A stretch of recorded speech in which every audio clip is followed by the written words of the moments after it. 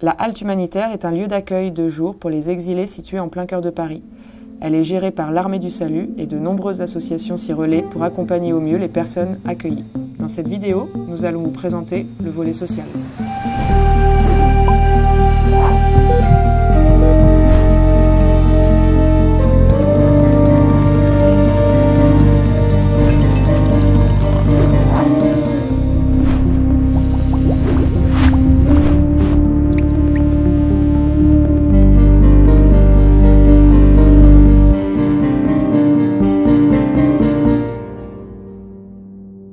Nous intervenons sur les questions des droits des demandeurs d'asile liés à leur situation de demandeurs d'asile, que nous intervenons pour accompagner leur démarche administrative en matière d'asile et en matière de droits sociaux.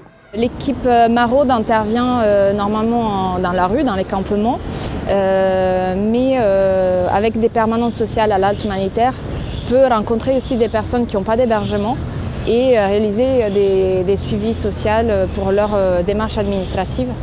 La halte, ça offre vraiment un cadre privilégié pour recevoir les personnes, les orienter dans le même bâtiment, dans différents services. Et ça, c'est vraiment très important pour nos équipes.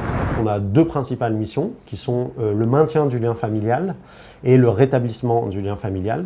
Donc on met à disposition des téléphones pour que les personnes puissent joindre leur famille et leurs proches. On envoie aussi des messages qui sont communs à toutes les sociétés nationales Croix-Rouge et Croissant-Rouge dans le monde et qui permettent de communiquer même s'il n'y a pas Internet ou des services de téléphonie. La deuxième mission, elle consiste au rétablissement des liens familiaux.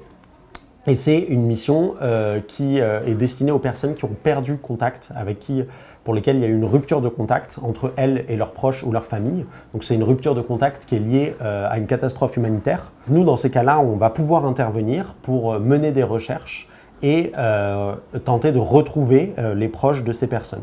Ce qui demande le plus de temps et d'énergie, c'est la rédaction du récit d'asile, où la personne qui demande la protection de la France doit indiquer les raisons pour lesquelles il a dû quitter son pays, dire les persécutions, menaces variées et diverses dont il a été l'objet et demander la protection de la France, car tout retour est impossible. Enfin, on a un autre outil qui est permanent à la halte humanitaire, qui est une borne, qui s'appelle la borne d'une application qui s'appelle Trace the Face, qui permet de recenser toutes les personnes qui recherchent leurs proches à travers le monde et qui ont été enregistrées par la Croix-Rouge. Et en fait, cette borne, elle est en libre accès dans le hall de la halte humanitaire. Ça, c'est la borne Trace the Face. En fait, elle est liée au site Trace the Face.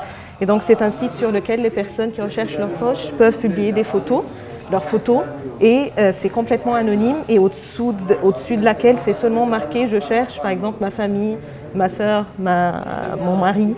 Et donc, c'est disponible en plusieurs langues. En fait, il y a le critère d'âge, homme-femme, par exemple, le pays d'origine.